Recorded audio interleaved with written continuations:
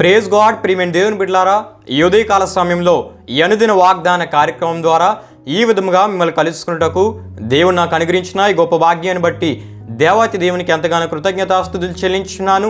అదేవిధంగా ఈ అనుదిన వాగ్దాన కార్యక్రమాన్ని వీక్షించున్న మీ అందరికీ ప్రభువైన యేసుక్రీస్తు నామములో శుభములు తెలుపుచున్నాను. ప్రియమైన దేవుని బిడ్డలారా, మీ అందరి కొరకు మేము ప్రార్థిస్తున్నాం. మా కొరకు, మా పరిచర్య కొరకు మీ ప్రార్థనలో జ్ఞాపకం చేసుకునవలసిందిగా ప్రభువైన యేసుక్రీస్తు నామములో మీ అందరినీ కోరుచున్నాను. ప్రియమైన దేవుని బిడ్డలారా, ఈరోజు దేవుడు మీకు ఇచ్చే వాగ్దానము లూకా సువార్త 6వ అధ్యాయం 38వ వచనం ఉన్నది. ఆ వాగ్దాన వచనాన్ని నేను మీ కొరకు చదువుచున్నాను. ప్రార్థనాపూర్వకంగా ఆలకించవలసిందిగా ప్రభువైన యేసుక్రీస్తు నామములో మీ అందరినీ కోరుచున్నాను. ఆ వాగ్దాన వచనము ఈ విధముగా రాయబడి ఉన్నది. ఈయుడి అప్పుడు మీకు ఇయ్యబడును. హల్లెలూయా, హల్లెలూయా. ప్రియమైన దేవుని బిడ్డలారా, ఈ వాగ్దానపు మాటను మన ప్రభువైన యేసుక్రీస్తు వారు ఆయన మాటలను వినడానికి వచ్చిన వారితో చెప్పినట్లు లూకా సువార్త 6వ అధ్యాయంలో మనం చూస్తుంటాం. ప్రియమైన దేవుని బిడ్డలారా, అయితే ఇక్కడ ప్రభు ఏమంటున్నారంటే ఈయుడి అప్పుడు మీకు ఇవ్వబడును అంటున్నారు. అంటే ఇవ్వండి, అప్పుడు మీకు ఇవ్వబడుతుంది అని దేవుడు మాట్లాడుతున్నారు. ప్రియమైన దేవుని బిడ్డలారా, అయితే దేవుడు ఎందుకు ఈ విధంగా తెలియజేస్తున్నారంటే మనము ధారాళంగా దీవించబడాలంటే, విస్తారమైన ఆశీర్వాదాలు పొందాలి అంటే, అదేవిధంగా అభివృద్ధి చెందాలంటే ఇతరులకు ఇచ్చడం ద్వారానే ఆ కార్యం జరుగుతుందని, అదేవిధంగా వారి కష్టాల్లో వారికి సహాయపడుట ద్వారానే ఈ కార్యములు జరుగుతాయని, అంతేకాకుండా దేవుని పరిచర్యకు దేవునికి ఇచ్చుట ద్వారానే, ధారాళంగా ఇచ్చుట ద్వారానే దేవుని దీవెనలు మరలా మనం పొందుకుంటామని ప్రభువైన యేసుక్రీస్తు వారు ఈ మాట ద్వారా తెలియపరుస్తున్నట్లు మనం తప్పక తెలుసుకోవాలి. హల్లెలూయా, హల్లెలూయా. అంతేకాకుండా ప్రియమైన దేవుని బిడ్డలారా, ఇవ్వడం ద్వారానే దేవుని యొద్ద నుండి మరలా మనం పొందుకుంటామని ప్రభువైన యేసుక్రీస్తు వారి ఉద్దేశమై ఉన్నది. ప్రియమైన దేవుని బిడ్డలారా, నిజంగా ఎంత గొప్ప ఆత్మీయ విషయాన్ని అక్కడ యేసు ప్రభు వారు తెలియజేస్తున్నారంటే, మనం ఎప్పుడైతే ఒకరికి ఇస్తామో అది మరలా దేవుడు మనకి దయచేస్తాడని. అది డబ్బు కావచ్చు, లేకపోతే వస్తువు కావచ్చు, అదేవిధంగా అది పరిచర్య కావచ్చు, వారికి సేవ చేసే విషయం కావచ్చు, ఏదైనప్పటికీ ప్రియమైన దేవుని బిడ్డలారా, ప్రేమతో ఎప్పుడైతే మనం ఒకరికి ఏదైనా ఇస్తామో, దేవుని నామంలో వారికి ఎప్పుడైతే మనం ఇస్తామో అది మరలా మనకి నూరంతులుగా దేవుడు మనకు దయచేస్తానని ఈ వాగ్దానం ద్వారా దేవుడు మనకు తెలియపరుస్తున్నారు. హల్లెలూయా, హల్లెలూయా. అయితే ప్రియమైన దేవుని బిడ్డలారా, ఇస్తే ఏ విధంగా ఇవ్వాలి, ఏ విధంగా ఇస్తే మనం ఆశీర్వదించబడతాం, ఈ విషయాల్ని దేవుని వాక్యం నుండి నేను మీకు తెలియపరుద్దామని ఆశపడుచున్నాను. కొరింథీయులకు రాసిన 2వ పత్రిక 9వ అధ్యాయం 6వ వచనాన్ని మనం చదువుకుంటున్నప్పుడు, కొంచెముగా విత్తువాడు కొంచెముగా పంట కోయును, సమృద్ధిగా విత్తువాడు సమృద్ధిగా పంట కోయును అని మనం చూస్తాం. ప్రియమైన దేవుని బిడ్డలారా, అంటే కొంచెముగా ఇచ్చేవారు, కొంచెముగా చేసేవారు కొంచెముగానే వారు పొందుకుంటూ ఉంటారు.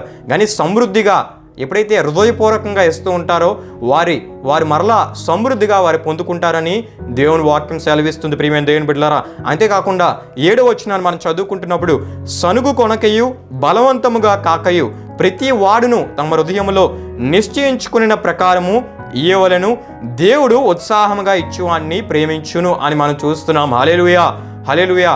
నిజంగా ప్రియమైన దేవుని బిడ్డలారా, మనం ఇచ్చే విషయాల్లో సనుక్కోకుండా, అదేవిధంగా ఎవరో చెప్పారని కాకుండా, ఎవరో బలవంతము చేశారని కాకుండా, హృదయపూర్వకంగా దేవుడు మన పట్ల చేసిన మేలులను మనం జ్ఞాపకం చేసుకుంటూ దేవునికి ఇచ్చే విషయంలో, అంటే మనం ఎవరికి ఇచ్చినప్పటికీ, పేదవారికి ఇచ్చినా, విధవరాండ్రికి ఇచ్చినా, అదేవిధంగా నిస్సహాయ స్థితిలో ఉన్న వారికి ఇచ్చినా, మనము దేవునికి ఇస్తున్నామని గుర్తించి మనం ఇస్తే ప్రియమైన దేవుని బిడ్డలారా, దేవుడు మనల్ని గొప్పగా ఆశీర్వదిస్తారని, అంతేకాకుండా ఉత్సాహంగా ఇచ్చిన వాడిని దేవుడు ప్రేమించే దేవుడై ఉన్నాడని, దేవుడు ప్రేమిస్తే ఆ గొప్ప ఆశీర్వాదాలు ఎంత గొప్పగా ఉంటాయో దేవుని వాక్యంలో అనేక సందర్భాలు మనం చూస్తుంటాం. ప్రియమైన దేవుని బిడ్డలారా, అంటే ఉత్సాహంగా ఇస్తే దేవుడు మనల్ని అత్యధికంగా ప్రేమిస్తారని దేవుని వాక్యం సెలవిస్తుంది. హల్లెలూయా, హల్లెలూయా. అంతేకాకుండా ప్రియమైన దేవుని బిడ్డలారా, ఎవరైతే ఉత్సాహంగా ఇస్తారో వారికి కృప విస్తరింపజేయబడుతుందని 8వ వచనంలో మనం చూస్తుంటాం. అంతేకాకుండా 9వ వచనంలో మనం చదువుకుంటున్నప్పుడు, వెదజల్లి ఇచ్చేవారు నీతి నిరంతరం నిలుస్తుందంట. ప్రియమైన దేవుని బిడ్డలారా, ఎవరైతే వెదజల్లి ఇస్తారో వారి నీతి నిరంతరం నిలుస్తుందని, వారి తరతరములకు ఆశీర్వాదము అది ఉంటుందని దేవుని వాక్యం సెలవిస్తుంది. హల్లెలూయా, హల్లెలూయా.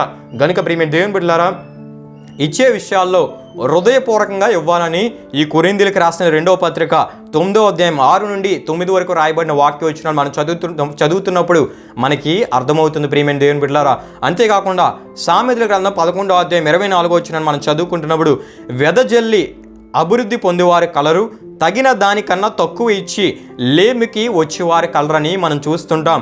అంటే ధారాళంగా ఇచ్చి అభివృద్ధి చెందిన వారు ఉన్నారు, అదేవిధంగా ఇవ్వవలసిన దానికన్నా తక్కువ ఇచ్చి లేమికి వచ్చేవారు కూడా ఉన్నారని సొలొమోను భక్తుడు తెలియపరుస్తున్నట్లు మనం చూస్తుంటాం. ప్రియమైన దేవుని బిడ్డలారా, అంటే ధారాళంగా ఇస్తే దేవునిచే మనం అభివృద్ధి చేయబడతాం.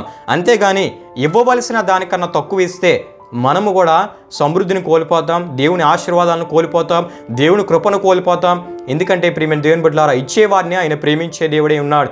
ఎందుకంటే మనం ఎవరికి ఇస్తున్నామంటే దేవునికి ఇస్తున్నామని గుర్తించి మనం ఎప్పుడైతే ఇస్తామో దేవుడు గొప్పగా మనల్ని ఆశీర్వదిస్తాడు. ప్రియమైన దేవుని బిడ్డలారా, అంతేగాని ఇచ్చే ఆ పరిస్థితుల్లో ఇవ్వవలసిన దాంట్లో ప్రియమైన దేవుని బిడ్డలారా మనం తగ్గించి అదేవిధంగా ఇవ్వవలసిన దానికన్నా తక్కువ ఇచ్చినట్లయితే వారి స్థితి లేమికి తేబడుతుందని, వారి స్థితి సమృద్ధి లేని స్థితి, వారి పరిస్థితులు దేవుని ఆశీర్వాదాలు పొందుకోలేని స్థితికి వెళ్ళిపోతుందని ప్రియమైన దేవుని బిడ్డలారా ఈ విషయం ద్వారా మనం అర్థం చేసుకోవచ్చు. ప్రియమైన దేవుని బిడ్డలారా, అంతేకాకుండా సామెతల గ్రంథం 22వ అధ్యాయం 9వ వచనాన్ని మనం చదువుకుంటున్నప్పుడు, దయాదృష్టి గలవాడు తన ఆహారంలో కొంత దరిద్రునికి ఇచ్చును, అట్టివాడు దీవెన నొందును అని మనం చూస్తాం. హల్లెలూయా, హల్లెలూయా.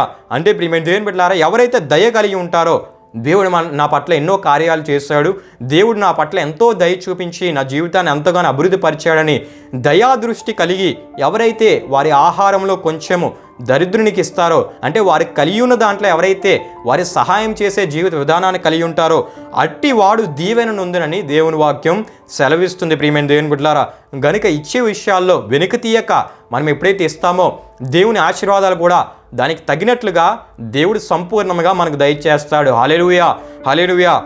అయితే ప్రియమైన దేవుని బిడ్డలారా, యేసు ప్రభువారు కేవలం డబ్బు అదేవిధంగా ఇతర వస్తువుల గురించే మాట్లాడట్లేదు, కానీ ఆయన ఇంకా ఎటువంటి ఆత్మీయ విషయాలు మనకు తెలియజేస్తున్నారంటే ఈ వాగ్దానం ద్వారా దేవుని బిడ్డలైన వారు తమ సమయాన్ని దేవునికి ఇవ్వాలి, అదేవిధంగా ప్రయాసతో దేవుని కొరకు పనిచేయాలి, శ్రమ పడాలి. అంతేకాకుండా వారికి దేవుని ఆత్మ నడిపింపులో వచ్చే సలహాలు దేవుని పరిచర్యలో ఉపయోగించాలి, ప్రేమపూర్వకమైన పరిచర్యను చేయాలని దీని అర్థమై ఉన్నది. ప్రియమైన దేవుని బిడ్డలారా, ఈయుడి అంటే ప్రియమైన దేవుని బిడ్డలారా మనం అనుకుంటూ ఉంటాం మనకి ఉన్న ధనాన్ని లేకపోతే మనకు కలిగి ఉన్న వస్తువులనే ఇవ్వాలని, కానీ సమయాన్ని దేవునికి ఇవ్వాలి, కష్టపడి పని చేయాలి దేవుని కొరకు, అదేవిధంగా దేవుని సేవ కొరకు ప్రయాసపడేవారిగా ఉండాలి. ప్రియమైన దేవుని బిడ్డలారా, దేవుని సేవ కొరకు శ్రమ పడేవారిగా ఉండాలి, అదేవిధంగా ప్రేమపూర్వకమైన పరిచర్యను మనం చేసేవారిగా ఉండాలి.